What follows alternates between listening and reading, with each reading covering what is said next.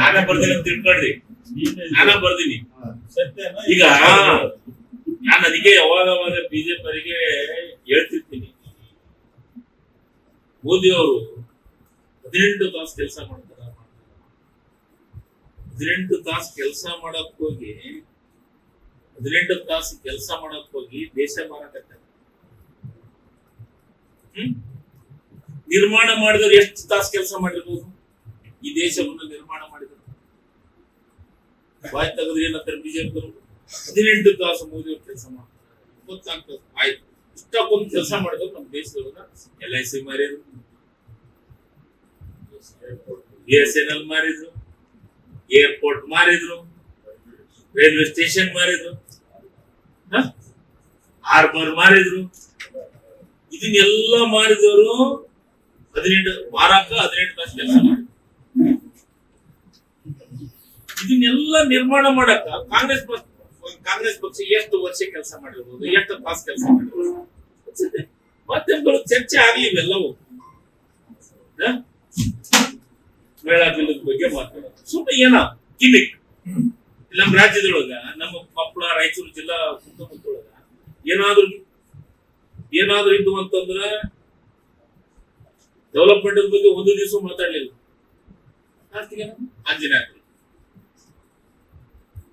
ಅಂಜನಾದ್ರಿಗೆ ಈ ರಾಜ್ಯದೊಳಗ ನೀವು ಮಂತ್ರಿಗಳಾಗಿ ಸರ್ಕಾರ ಮಾಡಿ ಏನ್ ಕೊಟ್ರಿ ಅಂತ ಹೇಳಿ ಕೊಡಿ. ನಾವಂತೂ ನಮ್ಮನ್ನು ವಿರೋಧಿಸ್ತಿರಲ್ಲ ನೀವು. ನಾವು ವಿರೋಧಿಸಿದವರು ಎಷ್ಟು ಕೆಲಸ ಕೊಟ್ಟಿವಿ ಅಂತ ನಾವು ಐಕ್ಯ ಸಮಿತಿ ಹೇಳ್ತೀವಿ. ನೀವು 100 ಕೋಟಿ ಕೊಟ್ಟಿ ಅಂತ ಅನೌನ್ಸ್ ಮಾಡಿ ಬೆಳಗಾವದಾಗ ಪೋಸ್ಟರ್ ಹಚ್ತೀರಿ. ಯಾಕೆ ಕೊಪ್ಪಳದ ಪೋಸ್ಟರ್ ಹಚ್ಚಕ್ಕಾಗಲ್ಲ ನಿಮ್ಗೆ? ಅದಕ್ಕಿಲ್ಲ, ನಾವು ರೊಕ್ಕ ಕೊಟ್ಟಿವಿ, ನಾವು ಕೊಪ್ಪಳದಾಗ ಹಚ್ತೀವಿ.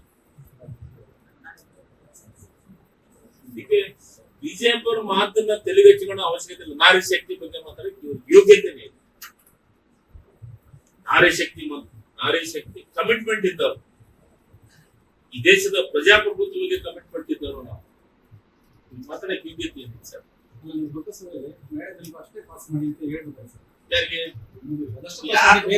ಯಾಕೆ ಪಾಸ್ ಮಾಡ್ಬೇಕಂತ ಹೇಳ್ಬೇಕು? ಪಾಸ್ ಮಾಡಿದ ಆಗೈತಲ್ಲ 2023 ಏನು ಗಳಿಸ್ಕೊಡ್ತೀವಿ ಸರ್. ನಾನು ಹೇಳೋದು ನಿಮ್ ಕಮಿಟ್ಮೆಂಟ್ ಐತಿ. ನೀವೇನ್ ಹೇಳಿರಿ 2023 ಭಾಷಣ ತೆಗಿರಿ ಮೋದಿ ಅವರು.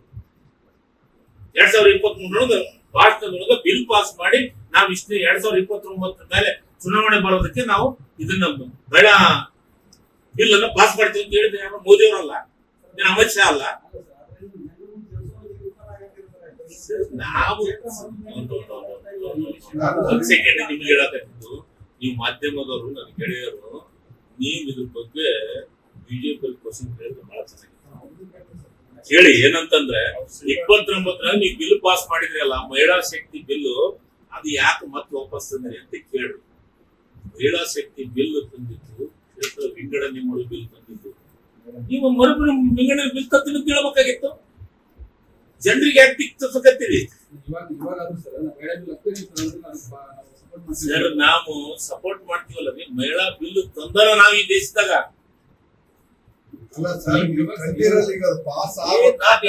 ನಾನು ಮಹಿಳಾ ಬಿಲ್ಲಿನ ಪರವಾಗಿರೋರು, ಮಹಿಳಾ ಬಿಲ್ ಮಾತಾಡಿದಿರೋ ನಾವು 2010 ಐ ಥಿಂಕ್ 10 ಇದೇ ಅಟಲ್ ಬಿಹಾರಿ ವಾಜಪೇಯಿ, ನನ್ಗೆ ಗೊತ್ತಿಲ್ಲ, ಅದು ಇನ್ನೊಂದು ಬಿಲ್ ತಂದಿವಿ ನಾವು UPA ಸರ್ಕಾರದೊಳಗ. ರಾಜ್ಯಸಭಾದಾಗ ಪಾಸ್ ಆಯ್ತು. ರಾಜ್ಯಸಭಾದ ನಮ್ದು ರಿಸಲ್ಟ್ ಇತ್ತು, ನಮಗ್ ಪಾಸ್ ಆಯ್ತು. ನಾವು UPA ಗೌರ್ಮೆಂಟ್ ದಾಗ ಮತ್ತೆ ರಿಸಲ್ಟ್ ಇದ್ದಿದ್ದಿಲ್ಲ ನಮ್ದು, ನಾವ್ ಅಲ್ಲಿ ತರ್ಲಿಲ್ಲ. ಆ ಬಿಲ್ ತಂದ ಕಾರಣಕ್ಕೋಸ್ಕರ ಮಹಿಳೆಯರ ಬಗ್ಗೆ ಚರ್ಚೆ ಆಗಿದ್ದು. 33% ಬಿಲ್ ತರಬೇಕಂತ ಚರ್ಚೆ ಮಾಡಿದಾರ ನಾವು. ರಾಜಕಾರಣ ಮಾಡ್ತಾ ಇರೋದು ಬಿಜೆಪಿ ಅವರು, ನಾವಲ್ಲ. ನಾವ್ ಈಗಲೂ ಹೇಳಕತ್ತೀವಿ, ಮಹಿಳೆಯರ ಪರ, ಮಹಿಳೆಯರ ಬಿಲ್ ನಾವು ಬೆಂಬಲಿಸ್ತೀವಿ. ಮರು ವಿಂಗಡಣೆ ಆಗಾಗ ಬೇಡ ಅನ್ನಂಗಲ್ಲ. ನಿನ್ನ ತಿಳಿದಂಗೆ ನೀನ್ ಮರು ವಿಂಗಡಣೆ ಮಾಡ್ಕೊಂಡ್ರೆ ನಮ್ಮ ಅನ್ಯಾಯವನ್ನ ಸರಿ ಮಾಡಿ ಅಂತ ದಕ್ಷಿಣ ಭಾರತ ಕೇಳಕತ್ತೀವಿ ನಾವು. ಏನ್ ತಪ್ಪೇನೈತೆ ನೋಡ್ರಿ. ನಾವ್ ಅದನ್ನ ಇಷ್ಟನ್ನ ಕೇಳಿದೆ, ನಾನು ಹಿಂದಿದ್ದಿಲ್ಲ, ಕೇಳಿದೆ. ಏನ್ ಹೇಳಿದೆ ಅಂತಂದ್ರೆ ಮರು ವಿಂಗಡಣೆ ಜನಸಂಖ್ಯೆಯನ್ನ ಮಾಡಿ ನೀವು 50% ಕೊಡ್ತೀರ, ಅದು ತಪ್ಪು. ಉತ್ತರ ಭಾರತದೊಳಗ ನೀವು ಮೇಜರ್ ಇಷ್ಟು ಇದನ್ನ ಜಾಸ್ತಿ ಆಗ್ತೈತಿ ನಿಮ್ದು. ನಮ್ಮಲ್ಲಿ ಬೇರೆ 50% ಅಂತಂದ್ರೆ ನಾವು 50% ಜಾಸ್ತಿ ಆಗ್ತೀವಿ ಅಷ್ಟೇ. ಅದಕ್ಕಿಂತ ಹೆಚ್ಚಿಗೆ ನಾವು ಕೊಡ್ರಿ, ಮಾತಾಡ್ರಿ, ಚರ್ಚೆ ಮಾಡ್ರಿ. 2008 ಹೌದಲ್ಲ, 2020 ಇವ್ರು ಮಾಡಿದ್ದು ಕಾಂಗ್ರೆಸ್ ಗೌರ್ಮೆಂಟ್ 2008 ರಾಜ್ಯಸಭೆದ ಪಾಸ್ ಆಗೈತೆ. ನ್ಯೂಸ್ ಫಸ್ಟ್ ನಿರ್ಭೀತಿಯಿಂದ ನಿಮ್ಮ ಪರವಾಗಿ.